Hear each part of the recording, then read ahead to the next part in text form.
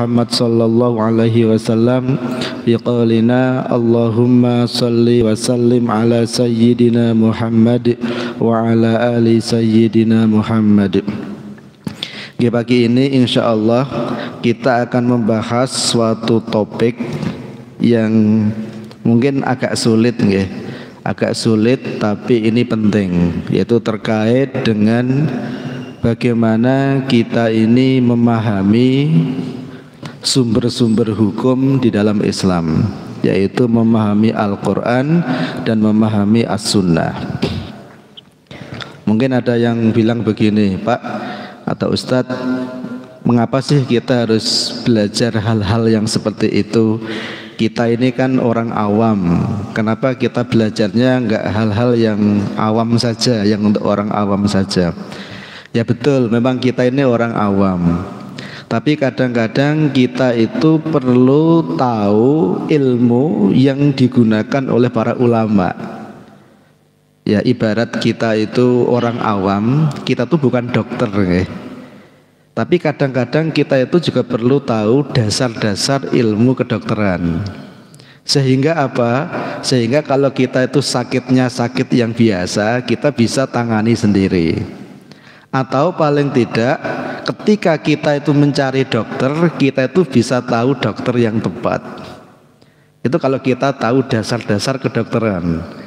Ya, kalau seandainya kita itu tahu sedikit ya, misalnya ada keluarga kita yang sakit kanker misalnya, ya kita bukan ke spesialis paru-paru, bukan ke spesialis saraf, tapi kita ya datangnya ke spesialis kanker. Nah tapi kalau kita tidak tahu sama sekali, kan kita akhirnya ke dokter. Ya kalau kita sih alhamdulillah ada dokter umum ya, yang kita bisa tanya tentang apa saja. Dari dokter umum itu kemudian kita nanti diarahkan ke dokter spesialis. Sehingga memang meskipun kita orang awam, meskipun kita itu ibaratnya orang yang bukan mujtahid, bukan ulama, tetapi kita itu kadang-kadang perlu tahu tentang bagaimana memahami dalil, sehingga kita ini ketika ikut atau mengikuti ulama, kita itu bisa mengikuti dengan tepat itu. Apalagi zaman sekarang pendapat-pendapat itu begitu banyak. Kalau kita tidak tahu kaedah-kaedahnya, kadang-kadang itu kita malah bingung ya. Ini penting untuk dipahami. Bapak dan Ibu yang dirahmati Allah, betul bahwa sumber ajaran Islam, sumber hukum di dalam Islam yang pokok itu dua, yaitu Al-Quran dan As-Sunnah. Itulah sumber hukum di dalam Islam. Tetapi yang perlu kita fahami adalah bahwa kita itu mendapatkan keputusan hukum dari Al-Quran dan dari As-Sunnah itu belum tentu ada kata-kata yang secara tekstual kita temukan di dalam Quran dan Sunnah. Kadang-kadang kita perlu pahami, kadang-kadang kita perlu kiaskan dan lain sebagainya. Sehingga memang ini penting untuk dimengerti. Contoh paling sederhana misalnya, saya awali dengan contoh ya, dengan pertanyaan. Kalau seandainya ada seorang penjahit, nah kemudian dia itu garapannya banyak, penjahit garapannya banyak. Kemudian datang waktu Jumatan. Terus ternyata penjahit ini karena sibuk, akhirnya dia nggak Jumatan. Padahal dia seorang laki-laki mukim, dia sibuk jahit. Pertanyaan saya adalah, kira-kira orang ini dosa nggak ketika dia tidak Jumatan? Tapi dia sholat duhur di rumah. Di hari Jumat dia nggak Jumatan karena dia sibuk jahit, tapi dia sholat zuhur. Pertanyaan saya, orang yang tidak Jumatan gara-gara dia itu sibuk jahit, itu haram atau tidak? Kalau saya tanya haram atau tidak? Haram ya? Kita dengan tegas kita katakan orang yang tidak Jumatan karena jahit itu haram. Pertanyaan berikutnya, kita bilang haram, Kan harus ada dasarnya, harus ada dalilnya. Kita nggak boleh ngomong sembarangan, ya. Nah, kalau saya tanya, dalilnya apa? Dasarnya apa? Kita kok mengatakan orang yang tidak Jumatan gara-gara jahit itu hukumnya haram. Dalilnya apa coba?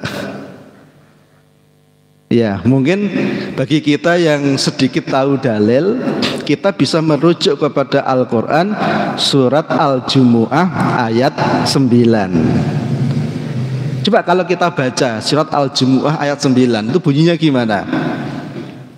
Ya ayyuhalladzina amanu idza nudiya lis-sholati min yaumil jumu'ati fas'au ila dzikrillahi wa dzarul bai'. Ayatnya begitu, ya. Kira-kira kalau dijelaskan, ya ayyuhalladzina amanu, wahai orang-orang yang beriman, idza nudiya, ketika telah dipanggil, lis-sholati, untuk sholat, mi yaumil jumu'ati, di hari Jumat, fas'au, maka bersegeralah, ila zikrillahi, untuk mengingat Allah, untuk zikir kepada Allah, wadharu, dan tinggalkanlah al-bai'a, jual beli. Ya, di sini ayatnya jelas. Ketika Jumatan sudah dikumandangkan, kita diminta segera ke masjid dan kita diminta untuk meninggalkan jual beli. Nah, di sini ayat secara tekstual yang dilarang itu apa? Yang dilarang itu jual beli. Jadi yang dilarang itu jual beli. Nah, kalau kita jahit di rumah dilarang nggak? Loh, di ayat ini tuh nggak menyebut yang dilarang itu jahit, itu nggak ada di situ. Yang ada itu larangan jual beli.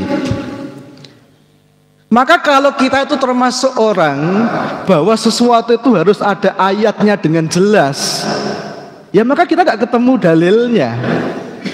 Karena nggak ada dalil satupun yang mengatakan larangan orang untuk jahit di hari Jumat. Yang ada itu larangan untuk jual beli.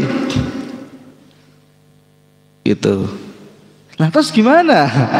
Nah, kalau begitu kita jahit di hari Jumat sampai meninggalkan Jumatan haram nggak?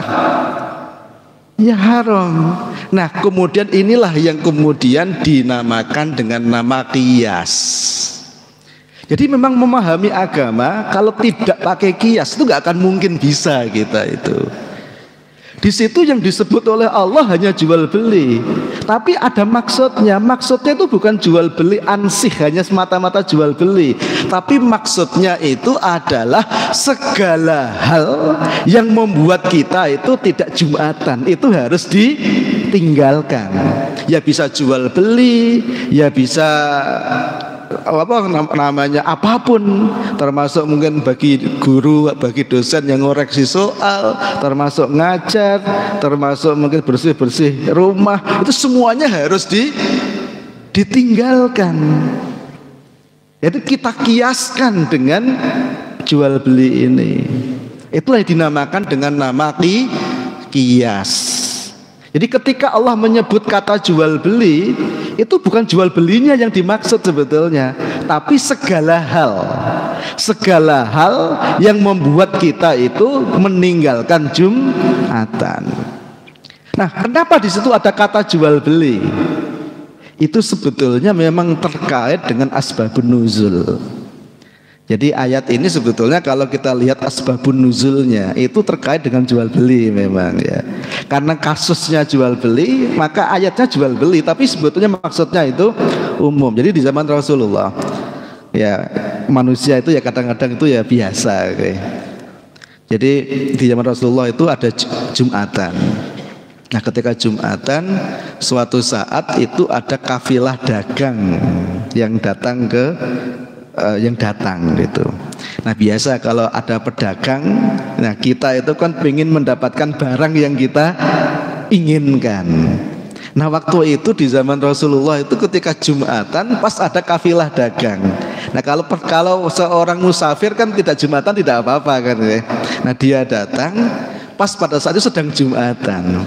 Nah akhirnya beberapa orang yang Jumatan itu lari meninggalkan Jumatan mendatangi para pedagang, sampai masjid itu sebagian orang yang Jumatan itu keluar gitu. Akhirnya turun ayat ini. Jadi ketika Jumatan kita harus tinggalkan jual beli. Tapi maksudnya bukan sekedar jual beli, ya meninggalkan apapun yang membuat kita itu tidak melaksanakan Jumatan dengan sebaik-baiknya. Nah inilah yang dinamakan dengan nama qiyas. Sehingga memang memahami Al-Quran, memahami sunnah tanpa qiyas itu tidak bisa. Ya kalau kita itu memahami secara tekstual apa yang tertulis di situ, yang dilarang itu hanya jual beli. Tapi sebetulnya yang dimaksud itu segala hal.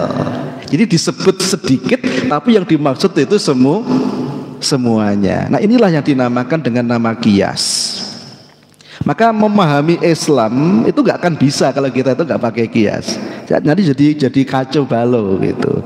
Maka qiyas itu memang ada, dan qiyas ini salah satu menjadi bagian dari rujukan di dalam memahami dalil tadi itu namanya qiyas.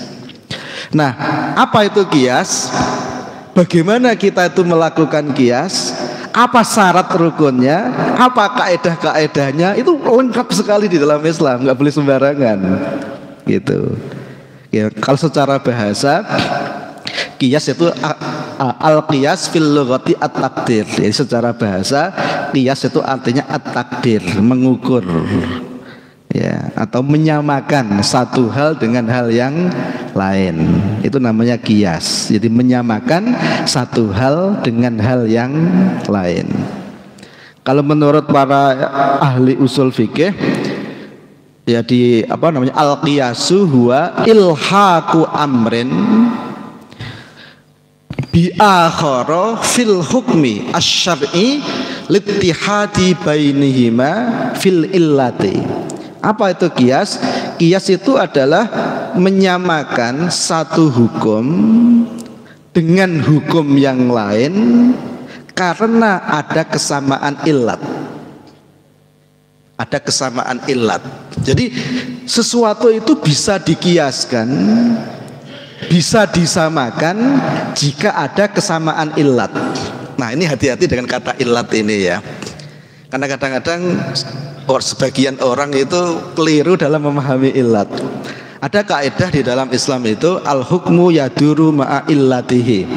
Hukum itu berputar mengikuti illatnya, wujudan wa adaman. Kalau illat itu ada, ya hukum itu ada. Kalau illat itu tidak ada, illat itu tidak ada. Apa itu illat? Sebagian orang mengartikan illat itu kondisi. Dan itu terjemahan yang kurang tepat. Jadi illat itu bukan kondisi, tapi illat itu secara ilmu usul fikih artinya adalah al-ba'isu anil hukmi, atau dalam bahasa yang sederhana illat itu alasan. Jadi illat itu alasan. Jadi suatu hukum itu bisa dikiaskan dengan hukum yang lain ketika ada illatnya, ada kesamaan illat, atau dengan bahasa lain ada kesamaan alasan. Bukan kondisi loh ya, tapi kesamaan alasan. Al-ba'itsu anil hukmi. Jadi itu namanya illat. Nah, dan para ulama menjelaskan illat itu tidak boleh, alasan itu tidak boleh alasan akliyah, tapi alasan itu harus alasan yang syar'i.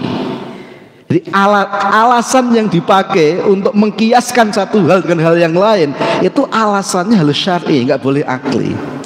Kalau alasannya itu akli, berarti kita berhukum dengan dasar akal. Tapi alasannya harus syar'i. Maka illat itu nggak mudah. Makanya sampai Sayyidina Ali pernah mengatakan, kalau kita ingin lihat kedalaman ilmunya seseorang, lihatlah ketika dia itu melakukan qiyas.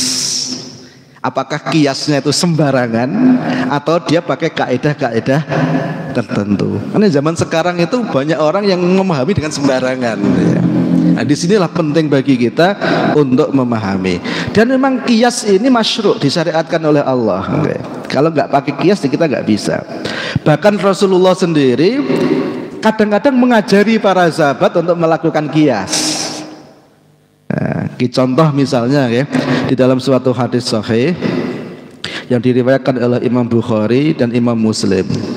Jadi ruwiya anhu, diriwayatkan dari Rasulullah sallallahu alaihi wasallam, anna rajulan min khos'ama sa'alahu. Jadi suatu saat ada seorang laki-laki, enggak disebut namanya, dari daerah Khos'am. Fasa'alahu, kemudian orang ini bertanya kepada Rasulullah. Pertanyaannya begini. Faqala inna abi adrakahul Islam wa huwa syaikhun kabirun la yastati'u rukubar rahli wal hajju maktubun alaihi afa hajju anhu. Ya Rasulullah, inna abi adrakahul Islam wa huwa syaikhun kabirun. Wahai Rasulullah, bapakku ini masuk Islam ketika beliau sudah sepuh. Masuk Islam kondisi sudah sepuh, syaikhun kabir, seorang yang sudah sepuh, sudah tua. La yastati'u rukubar rahli, yang tidak bisa lagi naik kendaraan. Waktu itu kendaraannya itu ya unta ya, nggak bisa udah naik unta karena sudah sepuh. Wal hajju maktubun alaihi, padahal haji, ibadah haji itu diwajibkan kepadanya. Afa hajju anhu, apakah aku perlu menghajikan beliau wahai Rasulullah? Kemudian ketika dia bertanya kepada Rasulullah, Rasulullah bertanya balik ya. Qala, Rasul bertanya balik, anta akbaru walidihi, apakah engkau anak yang paling tua? Dijawab oleh dia, na'am, betul wahai Rasulullah. Nah ketika dia menjawab itu, Rasul bertanya lagi kepada dia, aro'aita laukana ala abika dainun faqadaitahu anhu akana yujza dzalika anhu. Kalau seandainya bapakmu punya hutang, kemudian kamu nyauri hutangnya, kira-kira itu cukup enggak? Boleh enggak? Apakah hutangnya bisa habis dengan kamu menyauri hutangnya bapakmu? Dijawab oleh orang itu, na'am, betul wahai Rasulullah. Ya kalau saya yang nyaur karena saya anaknya, ya berarti utang bapak saya ya lunas. Menurut Rasul mengatakan, fahjuj anhu, kalau begitu hajilah untuk bapakmu. Di dalam hadis yang lain dikatakan, fadainullahi ahaqqu bil qada, hutang kepada Allah itu lebih berhak untuk disauri. Jadi kalau hutang kepada manusia aja wajib disauri, apalagi hutang kepada Allah. Nah ini adalah contoh kias. Jadi Rasul itu mengkiaskan antara haji dengan hutang. Sehingga seorang anak ketika bertanya kepada Rasulullah, dia disuruh untuk menghajikan bapaknya. Ya karena itu hutang yang dilakukan bapaknya, dan anak mestinya nyauri hutang. Nah haji itu hutang, ketika itu tidak dilaksanakan padahal dia wajib baginya, maka anak ini diperintah oleh Rasulullah untuk melunasinya, menghajikan. Ini contoh kias. Paham ya? Contoh kias. Contoh yang lain misalnya, ini hadis dari Sayyidina Umar radhiyallahu anhu. Ini hadis yang diriwayatkan oleh Imam Abu Dawud, Imam Ahmad, Imam Ad-Darimi, Imam Al-Baihaqi. Jadi diceritakan an Umar radhiyallahu anhu. Hadis dari Sayyidina Umar. Beliau berkata, hasyastu yauman.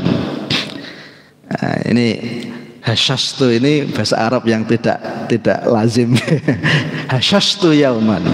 Kalau terjemahan Indonesianya mungkin itu hasyastu. Hasyastu itu Kalau artinya itu orang yang sedang gairah tinggi, itu hasyash. Ya, jadi suatu saat aku itu punya gairah yang tinggi. Maksudnya gairah kepada istrinya, ya, punya gairah yang tinggi. Yauman, di suatu hari, faqabbaltu wa ana shaimun. Kemudian dengan gairah itu aku mencium istriku. Wa ana shaimun, padahal waktu itu aku puasa Ramadan. Maka di satu sisi dia punya keinginan yang tinggi, nah akhirnya dia mencium istrinya. Nah, Sayyidina Umar ini nggak tahu mencium istri itu hukumnya apa di bulan Ramadan. Tentu dengan nafsu, ya. Nah, dia takut. Akhirnya beliau menemui Rasulullah Sallallahu Alaihi Wasallam. Fa'ataitun Nabiyya Sallallahu Alaihi Wasallam faqultu. Dan dia berkata kepada Rasulullah, Sayyidina Umar ini, ya, sona'tul yauma amran aziman.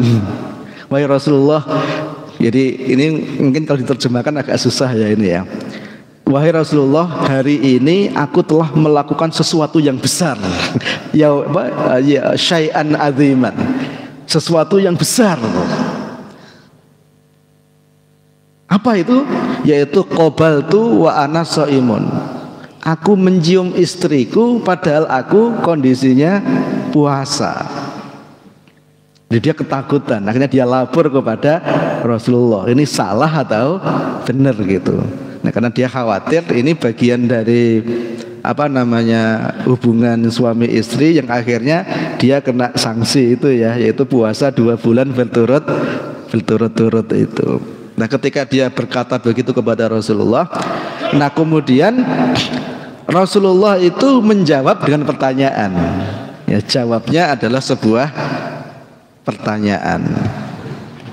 Pertanyaan Rasul begini, Aro'aita lau tamat matta bima'in wa anta shaimun. Wahai Umar, saya tanya, kalau seandainya kamu puasa, kemudian kamu berkumur dengan air, kira-kira puasa itu batal gak? Itu pertanyaan Rasulullah kepada Umar. Kemudian Umar menjawab, la ba'sa, ya tidak batal wahai Rasulullah. Faqala fafima. Nah, kalau begitu kenapa kamu takut itu, ya? Maksudnya apa?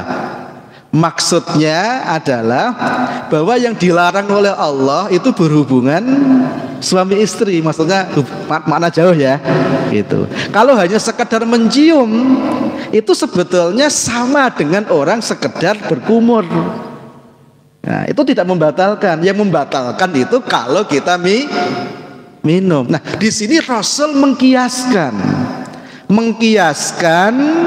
antara puasa dengan minum, antara mencium istri dengan berkumur. Ini contoh kias. Jadi Rasul sendiri itu memerintahkan, mengajarkan kepada sahabatnya untuk melakukan kias. Jadi ketika ini penting untuk difahami gitu. Jadi memang makanya kita itu tidak bisa kemudian dalam agama ini semuanya minta dalil dan dalilnya harus letterlek, itu tidak bisa. Ya, kalau dalil itu semuanya harus letterlek, maka Quran itu tebalnya bisa berapa ribu halaman gitu. Maka Quran itu isinya adalah khututun aridotun, itu garis-garis besar yang dari situlah kemudian kita bisa mengambil hukum itu dari situ. Tetapi mengambilnya harus dengan ilmu, tidak boleh mengambil dengan sembarangan. Maka melakukan kias itu ada syaratnya, ada rukunnya, ada tata caranya. Nah, salah satu rukun kias sehingga kias itu bisa dilakukan itu paling tidak ada 4. Nah, kalau empat hal ini tidak ada, jadi kias nggak mungkin bisa dilaksanakan. Ini kias syar'i. Yang pertama, harus ada yang namanya al-aslu. Al-aslu itu adalah perbuatan yang menjadi dasar kias. Ya, kalau masalah puasa, kalau masalah berkumur dan mencium, berarti hukum al-aslu itu adalah masalah berkumur. Al-aslunya, hukum asalnya, perbuatan pokoknya itu adalah berkumur. Terus yang kedua, harus ada yang namanya al-far'u, perbuatan yang mau dikiaskan. Nah, perbuatan yang mau dikiaskan kalau dalam contoh tadi itu adalah mencium. Jadi al-aslunya itu berkumur, al-far'unya yang mau dikiaskan itu adalah berkumur. Kemudian yang ketiga harus ada al-hukmu alal asli, hukum asal. Jadi hukum asal itu sudah diketahui. Dalam contoh tadi itu hukum berkumur sudah diketahui. Kemudian yang penting sekali agar kias itu bisa dilaksanakan, dan kias baru bisa dilaksanakan itu harus ada yang namanya al-illah. Harus ada alasan yang sama, al-illah. Nah, kalau tidak ada illatnya, berarti kias itu nggak mungkin bisa dilaksanakan. Jadi yang namanya kias harus ada illat. Nggak boleh kita tuh melakukan kias kalau tidak ada illatnya. Nah, apa itu illat? Tadi udah kita bahas. Illat itu adalah al-ba'itsu anil hukmi, alasan. Jadi bukan kondisi ya.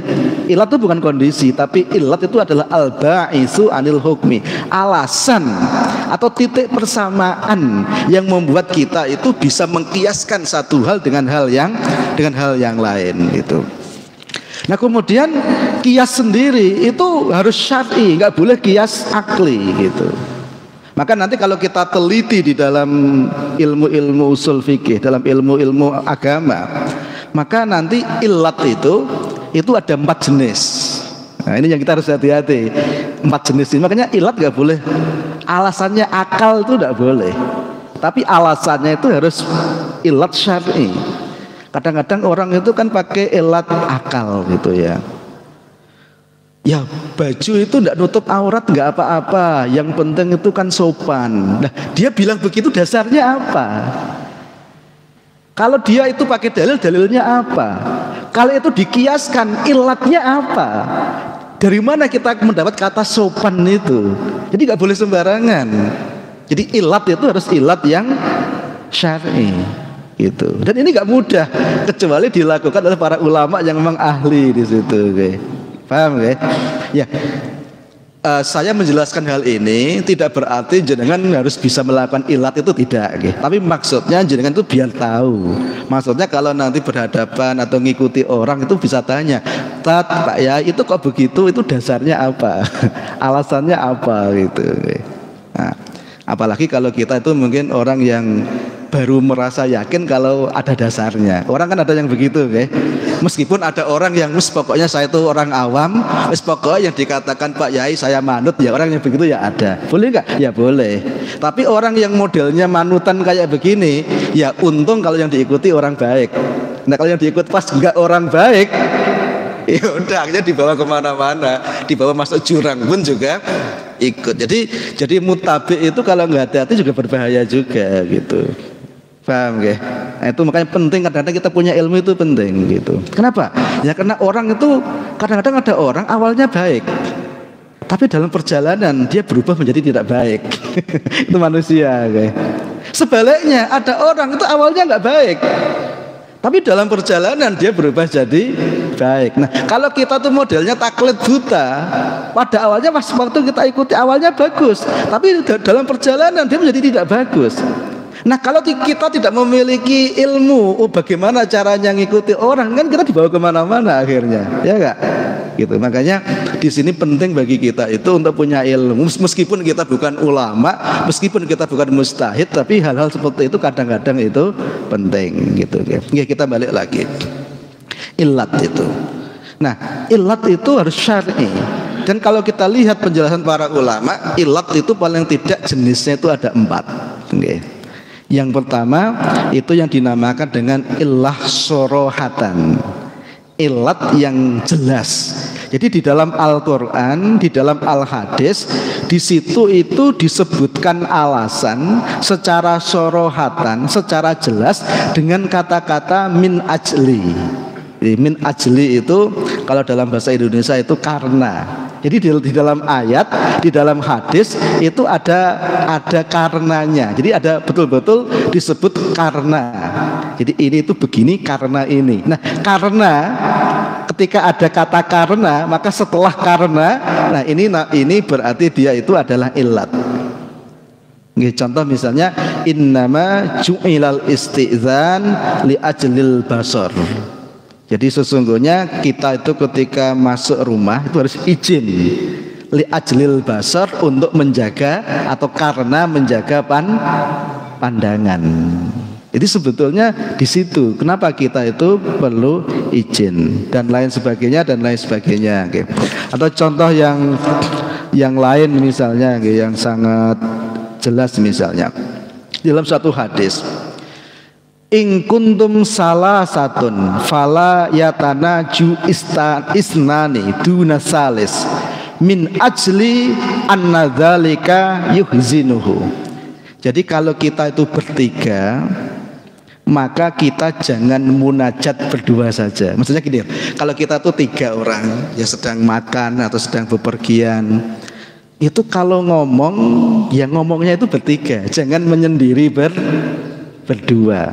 Apalagi yang kita ini misalnya orang Jawa, teman kita yang satu orang Sunda, akhirnya kita ngomongnya pakai bahasa Jawa, yang orang Sunda kan nggak ngerti. Itu tidak boleh seperti itu. Jadi kalau kita tuh bertiga, yang satu orang Jawa, yang 2 orang Jawa, yang 1 orang Sunda, maka kalau ngomong harus pakai ngomong bahasa Indonesia, sehingga ketika kita ngomong tuh semuanya ngerti. Jangan sampai kita itu ngomong salah satu tidak ngerti. Kenapa hal itu? Min ajli dzalika yuhzinuhu. Karena itu akan membuat sedih yang satu, yang tidak diajak ngomong, yang tidak kayak begitu. Nah, di sini ada kata min ajli. Jadi larangan kita ngomong munajat hanya berdua itu karena membuat sedih orang tadi. Itu membuat sedih orang yang ketiga. Nah, tapi kalau itu nggak buat sedih gimana? Kalau nggak buat sedih ya nggak apa-apa. Misalnya kita izin kepada yang 3, Pak, nyuwun sewu ya, saya mau ngomong pakai bahasa Sunda dulu ya. Ini biar kita lebih akrab ini sebentar saja. Nggak apa-apa Pak, silakan. Nah, kalau disilakan nggak apa-apa. Jadi di sini ada alasan kenapa kita itu tidak boleh munajat hanya berdua. Itu ada kata min ajli. Nah, kata-kata setelah min ajli, nah itu yang dinamakan dengan nama illatan sorohatan. Jadi ilat yang jelas. Paham ya? Nah itu contohnya itu. Kemudian yang kedua, yang pertama itu illatan sorohatan, ada kata min ajli. Yang ketiga itu ada yang dinamakan dengan nama illatan dalalatan. Jadi ilat, alasan, tapi memang di situ tidak menggunakan kata-kata karena, tidak ada kata li ajli, itu tidak ada. Tetapi dalalatan dari ayat itu kita bisa tahu yang dimaksud sebetulnya itu apa, karenanya itu apa, itu kita tahu dari ayat. Nah, yang seperti itu dinamakan dengan nama illatan dalalatan. Illatan dalalatan. Contoh misalnya, ini di dalam surat Al-Quran, surat Al-Anfal ayat 60. Allah berfirman, wa a'iddu lahum mastata'tum min quwwati wa min ribatil khayli turhibuna bihi aduwallahi wa aduwakum. Wa'iddu, dan siapkanlah oleh kalian lahum, untuk mereka, mastata'tum, apa yang kalian mampu, min quwwatin, dari kekuatan, wa mir ribatil khayli, dan dari kuda-kuda yang ditambatkan. Jadi Rasulullah itu salah satu cara untuk membuat gentar musuh-musuhnya itu adalah dengan cara menambatkan kuda. Maksudnya apa?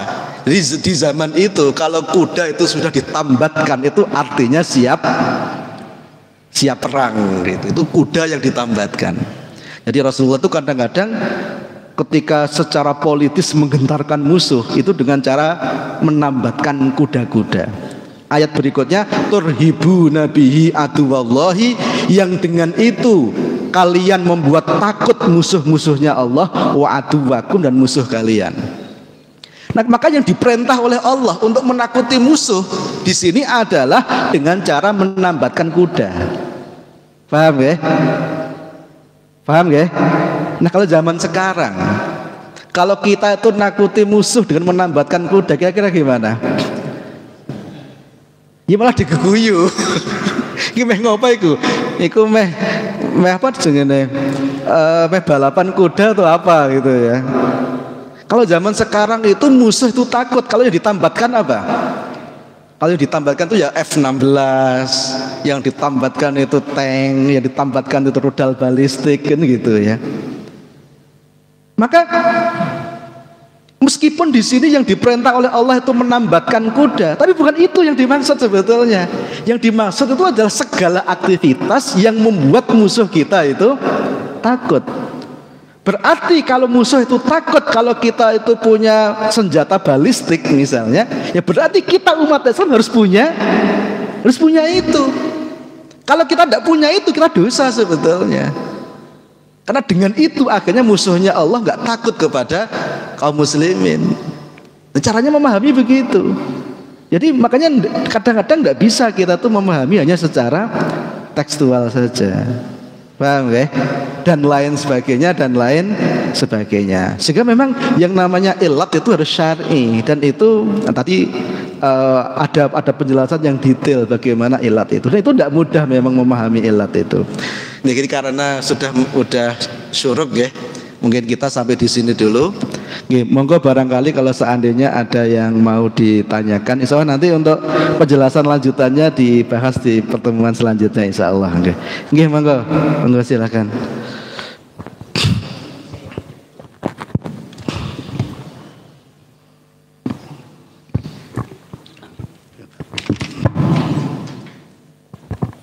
Assalamualaikum warahmatullahi wabarakatuh. Waalaikumsalam warahmatullahi wabarakatuh. Terima kasih Ustaz waktu yang diberikan.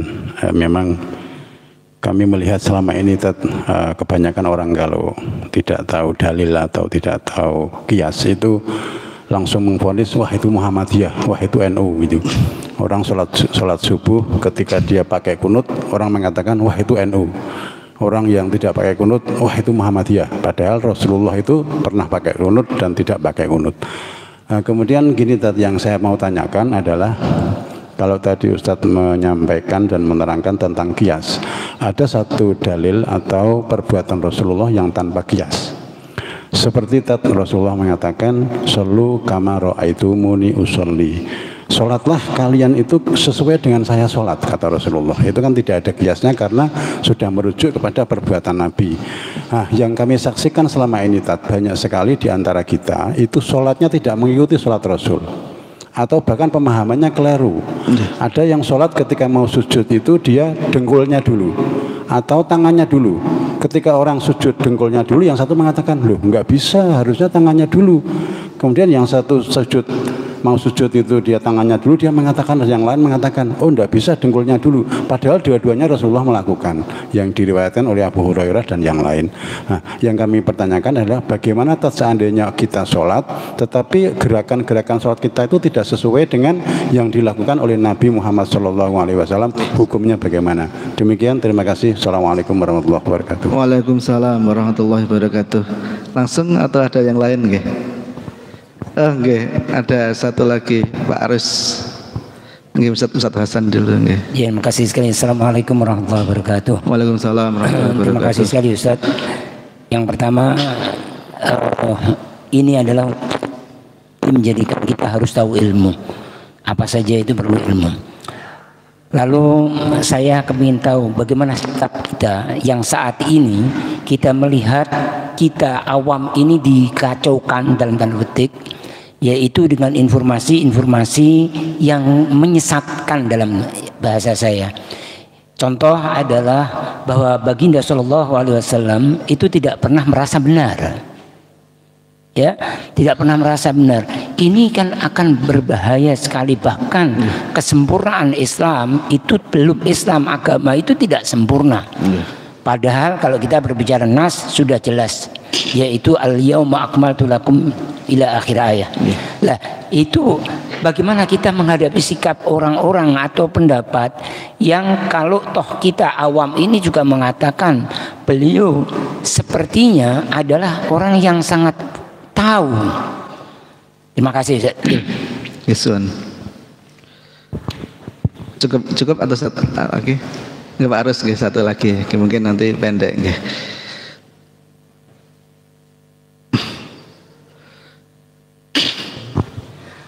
Assalamualaikum warahmatullahi wabarakatuh. Waalaikumsalam warahmatullahi wabarakatuh. Terima kasih Pak Ustadz atas tausiahnya. Kami ingin menanyakan tentang yang berhak mengeluarkan atau membuat kias atau usul fikih yang terbentuk menjadi satu kaidah. Lalu ada orang yang tadi disampaikan oleh Pak Hasan, kadang-kadang kita berbicara harus empan papan, tidak gebyah uyah. Yang disampaikan salah satu menganggap itu adalah sesat, yang satu tujuan. Nah, apakah ini diperbolehkan? Misalnya ada sesuatu larangan, tidak sembarang manusia boleh berbicara, tapi bagi yang ahli mungkin berbicara di hadapan siapa. Contohnya misalnya Islam itu sangat terbuka, dan dengan cara ini saya bisa tanya jawab. Kalau saya tidak jelas kepada ustadz yang satu, saya bisa kepada ustadz yang lain dan yang lain dan yang lain sebagai pembanding untuk diri saya. Tapi di non muslim itu doktrin atau dogmatis, sehingga mereka tidak bisa untuk bertanya apa yang disampaikan oleh seorang pastor atau romo, dia harus mengikuti.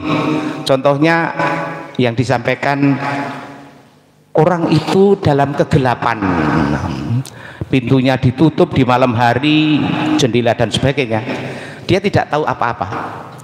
Itu kalau berbicara dengan orang yang non muslim, ya, karena syiar. Tapi kalau berbicara dengan orang Islam, tidak, karena Islam itu dapat nur ilahi, mungkin masih tingkat yang redup muslim, lalu terang lagi jadi mukmin, terang lagi dari mukmin dan mutakin, dan yang mungkin wordnya besar jadi mukhlisin. Nah, ini hal-hal seperti ini yang tadi sampaikan. Nah, berbicara seperti ini juga di Al-Quran ada. Kemarin kebetulan ada share dan sebagainya. Nah, ini mohon Pak penjelasan hal seperti itu. Misalnya, oh si A, jangan, engkau juga bukan ahlinya. Kalau ini ahlinya, boleh.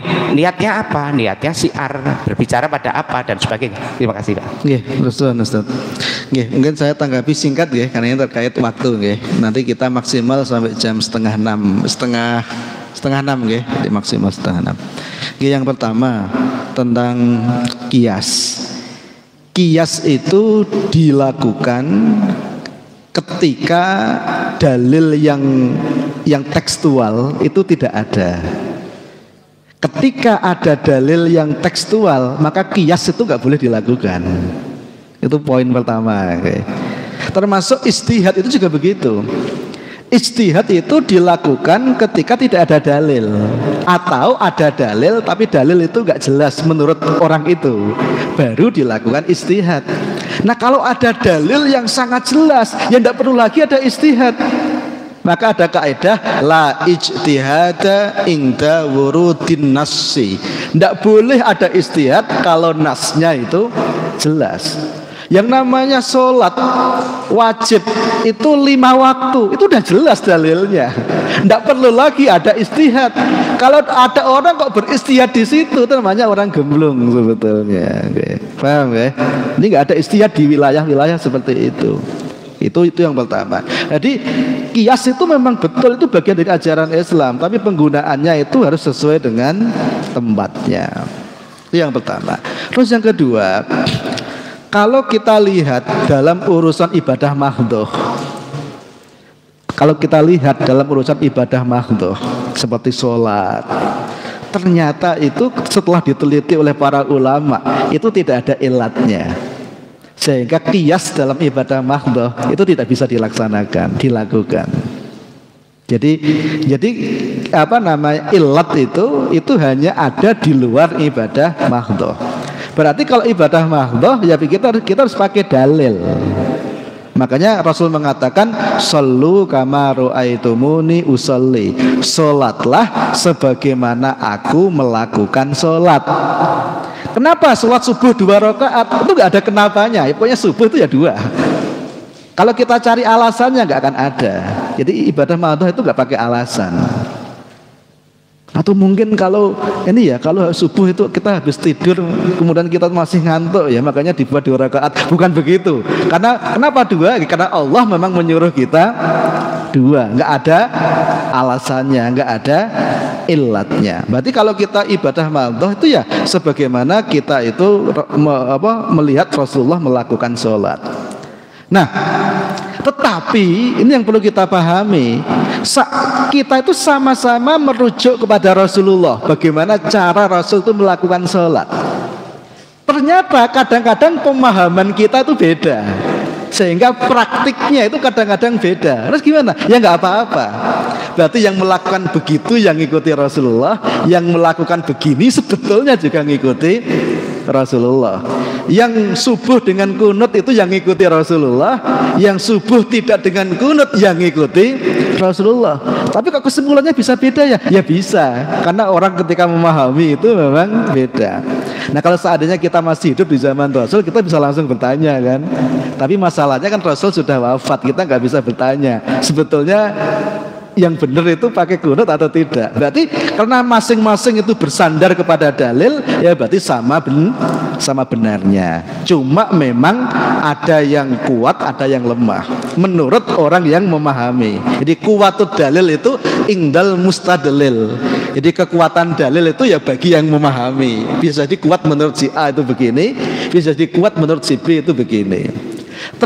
Seperti masalah kita ketika kita sholat, kemudian ketika kita itu turun, apakah itu lutut dulu atau tangan dulu? Ternyata itu memang ada 2 dalil yang berbeda. Ada dalil yang mengatakan Rasul ketika turun dari berdiri menuju ke sujud itu pakai lutut dulu. Kemudian ada juga dalil yang menjelaskan Rasul ketika turun itu pakai tangan dulu. Nah, kemudian ada seorang ulama yang mencoba untuk meneliti hadis ini, diteliti hadis itu. Sebetulnya itu gimana sih ini kok kelihatan bertentangan, diteliti. Ternyata didapatkan kesimpulan oleh ulama ini bahwa hadis yang mengatakan bahwa Rasul itu sholat ketika sujud itu, ketika turun dari berdiri ke sujud dimulai dengan kaki dulu, itu ketika Rasulullah masih muda. Kejadiannya itu. Dan hadis yang menjelaskan bahwa Rasul itu turun dari berdiri ke sujud dengan tangan dulu itu ketika beliau sudah sepuh, sudah berumur. Nah, kalau orang berumur itu kan ketika nekuk kaki itu kan sakit biasanya, sehingga dia tuh akhirnya ketika turun itu pakai tangan terlebih dahulu. Sehingga sebetulnya kita pakai tangan dulu ya monggo, pakai kaki dulu ya monggo. Gitu. Itu sebetulnya bukan yang pakai tangan dulu yang ikuti Rasulullah ketika sudah sepuh, yang pakai kaki dulu yang ikuti Rasulullah ketika masih muda. Jadi sama-sama mengikuti Rasulullah. Ya, kalau sama-sama mengikuti Rasulullah ya kita nggak usah saling merendahkan. Begitu ya kira-kira ya. Ini masalah waktu ini saya akan agak cepat. Terus yang kedua yang ditanyakan Ustadz Hasan tadi, sebetulnya memang di setiap zaman itu ada selalu ujian, ada selalu ada distraktor, sesuatu yang mengacaukan kita itu selalu ada. Di zaman Rasul ya ada, di zaman setelah Rasul ya ada, di zaman kita ya ada. Nah, distraktor, pengacau itulah yang membuat kita kadang-kadang tuh jadi kehilangan fokus, bingung jadi kadang-kadang itu. Ya, kenapa kita bingung? Sebetulnya cuma satu, karena kita tidak tahu ilmunya. Kalau kita itu tahu ilmunya, kita itu gak akan bingung, insya Allah. Maka di sini pentingnya ilmu itu di situ. Kemudian ulama itu betul. Rasulullah mengatakan al ulama warasatul anbiya. Ulama itu pewaris Nabi. Betul. Rasul mengatakan begitu. Maka kita jangan berani-beraninya dengan ulama. Tapi Rasul sendiri mengatakan ulama itu ada 2. Ada ulama Allah, ada ulama usyayatin, ada ulamanya Allah, ada ulamanya setan. Rasul yang mengatakan begitu. Siapa itu ulamanya Allah? Ulamanya Allah adalah ulama yang tahu ilmunya Allah, kemudian dia melakukan itu dan mengajarkan itu kepada umat. Itulah ulamanya Allah. Nah, siapa itu ulamanya setan? Ulamanya setan adalah orang yang tahu ilmunya Allah, kemudian dia menjual ilmu itu untuk mendapatkan harta yang sedikit. Di ishtaro bi ayatillahi samanan qalila. Enggak sedikit, tetap dia itu begitu dapat 2 miliar kok ya. 2 miliar itu sedikit dalam pandangan Allah. Memang faktanya begitu. Nah, sehingga bagi orang yang memang zahirnya baik, ya kita harus husnuzon. Tapi bagi orang yang zahirnya itu buruk, ya kita harus ma'al yakdhoh, kita harus hati-hati. Termasuk dengan ulama-ulama yang kita tahu zahirnya itu buruk, kita harus hati-hati. Gitu ya. Salah satunya misalnya sekarang yang sering digembar-gemborkan itu, kita tuh nggak boleh merasa benar. Loh, sebetulnya merasa benar itu harus. Dan sebetulnya semua orang itu merasa dirinya benar. Coba siapa yang merasa dirinya salah? Siapapun orang itu merasa dirinya benar. Merasa benar itu normal, itu manusiawi. Bahkan orang yang mengatakan kamu jangan merasa benar sendiri, kamu jangan merasa benar. Ketika kita bilang kamu jangan merasa benar, sebetulnya saya tuh merasa saya benar, kamu salah. Betul gak? Sebetulnya itu menyalahkan orang dengan kata-kata jangan merasa benar. Sebenarnya saya itu sedang menyalahkan orang itu. Maka merasa benar itu sebetulnya normal, itu manusiawi. Maka di dalam Islam, kalau urusan akidah kita harus yakin benar. Kalau urusan hukum syariah kita harus walabatuzon, menduga kuat itu benar. Sehingga kita dalam ibadah itu yakin. Harus begitu memang. Tapi ada tapinya. Makanya Imam Syafi'i itu membuat formula yang luar biasa terkait dengan masalah-masalah yang diperselisihkan. Imam Syafi'i itu mengatakan begini, ra'yuna shawabun yahtamilul khata' wa ra'yu ghairina khata'un yahtamilus shawab. Jadi menurutku apa yang saya fahami itu ya benar. Ya kalau beliau merasa nggak benar ya jangan berpendapat.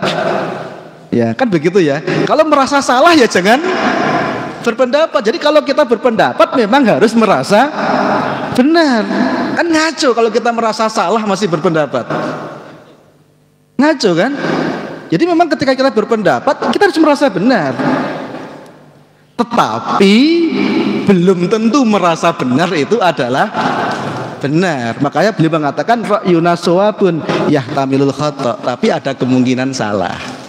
Karena itu kalau ada yang mau diskusi, ayo kita diskusi. Maka nanti mana yang kuat dalilnya, mana yang lebih rajih, saya akan ikuti. Jadi begitu Imam Syafi'i itu.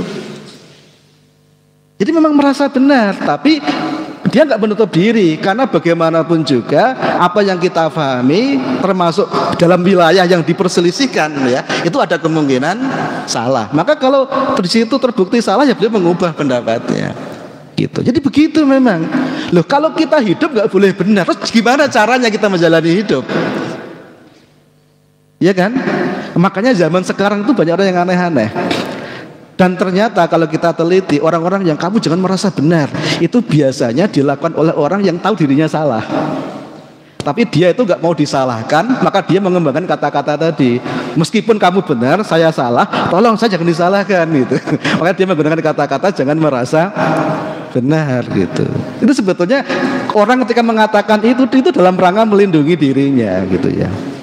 Jadi kita terus mengatakan yang benar itu benar, yang salah itu salah. Harus begitu memang. Tapi dalam melaksanakannya kita harus tahu adab. Nah itu yang paling penting. Jadi nggak boleh yang salah kita benarkan, yang salah harus kita salahkan. Tetapi kita harus pakai adab. Itu yang paling pokok itu. Ya kalau dengan orang tua gimana caranya kita itu berdiskusi. Kalau kita itu nyalahin orang jangan di tempat umum, jangan menyebut nama, tapi sebut aja kriteria. Itu kan masalah adab saja. Tapi yang salah harus disalahkan, nggak boleh yang salah dibenarkan dengan alasan kita nggak boleh merasa benar tadi itu. Kita kira-kira, okay? Jadi penting ini Itu sebetulnya memang hal yang sangat fundamental di era sekarang itu. Karena sekarang itu telah berkembang dengan begitu pesatnya suatu kaidah, kita itu nggak boleh merasa benar tadi itu. Jadi itu sebetulnya kaidah yang kacau sebetulnya itu gitu. Itu ya. Kemudian yang ketiga, tentang siapa orang yang berhak untuk menafsiri Quran, berhak untuk menjelaskan Al-Quran. Sebetulnya Al-Quran itu turun itu untuk seluruh manusia. Sehingga sebetulnya setiap manusia itu punya hak untuk menafsiri Quran. Sebetulnya begini, setiap orang itu berhak untuk mengobati dirinya. Jadi nggak perlu dokter. Dia berhak untuk mengobati dirinya, berhak untuk mengobati keluarganya. Tapi secara fakta ada orang yang kadang-kadang itu tidak punya ilmu. Nah kalau dia tidak punya ilmu, kemudian dia itu menafsiri, itu jadinya kan kacau. Dia nggak dokter, nggak punya ilmu ngobati orang, malah jadi komplikasi. Nah di situ akhirnya butuh yang namanya ilmu. Maka emang orang yang menafsiri Al-Quran, menafsiri hadis, dia harus orang yang punya ilmu. Kalau enggak nanti jadinya itu ngaco. Nah kalau orang itu punya ilmu, kemudian dia itu memahami Al-Quran, ternyata pemahamannya salah misalnya, maka dia masih dapat satu pahala. Makanya sampai Rasul itu pernah mengatakan manis tahada fa'asoba falahu ajrun. Jadi orang yang punya ilmu, kemudian dia itu memahami Al-Quran dan As-Sunnah, dan pemahamannya dia benar, falahu ajrun, dia dapat 2 pahala. Waman istahada fa'akhto'a falahu ajrun. Tapi ketika orang yang punya ilmu, dia itu memahami, ternyata pemahamannya salah, falahu ajrun, dia masih dapat 1 pahala. Ketika orang itu punya ilmu. Ya kayak dokter misalnya, dokter dia punya ilmu, punya legalitas, dia ngobati orang, ternyata yang diobati sembuh, ya dia dapat honor, juga dapat pujian kan. Kemudian dia ngobati orang, disuntik, ternyata nggak sembuh, dapat honor nggak? Tetap dapat honor, tapi mungkin nggak dapat pujian. Kenapa dia dapat honor? Karena dia telah melakukan pekerjaannya dengan profesional, meskipun tidak tepat pengobatannya. Sebaliknya kita nggak punya lisensi kedokteran, kita ngobati orang, kira-kira gimana? Itu kalau dilaporkan polisi, kita bisa ditangkap polisi itu. Tapi kan sembuh yang saya obati. Iya sembuh, tapi kita itu tidak punya lisensi untuk itu. Jadi sebetulnya memang sama. Jadi memahami Quran, hadis juga sama. Maka butuh ilmu di situ. Kalau memang kita punya ilmu, orang itu punya ilmu, makanya biasanya kalau di tradisi para ulama, terus ulama itu yang tahu kapasitas muridnya. Kapan murid itu dikasih hak untuk memberikan fatwa itu ada. Imam Syafi'i misalnya. Imam Syafi'i itu oleh Imam Malik ketika umurnya 12 tahun sudah dikasih izin untuk memberi fatwa. Kenapa? Karena dalam pandangan Imam Malik, Imam Syafi'i ini sudah mumpuni meskipun umurnya baru 12 tahun. Memang kalau di zaman-zaman dulu ulama itu memberikan istilahnya itu memberikan ijazah. Ijazah itu apa? Ijazah itu memberikan izin bagi muridnya untuk dia itu berfatwa, untuk dia itu menggali hukum, karena dipandang oleh gurunya sudah punya ijazah itu begitu sebetulnya. Maka konsep ijazah itu dalam Islam sebetulnya awalnya itu. Cuma kalau zaman sekarang ijazah itu sering diartikan dengan makna-makna mistik ya. Saya sudah dapat ijazah dari guru saya, itu biasanya mistik biasanya ya. Tapi dulu itu bukan begitu konsepnya. Ijazah itu adalah izin kepada gurunya, kepada muridnya yang sudah dianggap punya kemampuan untuk mengajar, untuk memberi fatwa, atau bahkan untuk beristihad. Barangkali begitu, kurang lebihnya mohon maaf. Barakallahu li wa lakum wa nafa'ani wa iyyakum bima fihi minal ayat wa dzikril hakim. Innahu huwas-sami'ul alim. Wassalamualaikum warahmatullahi wabarakatuh. Waalaikumsalam warahmatullahi wabarakatuh. Maulaya sholli wa sallim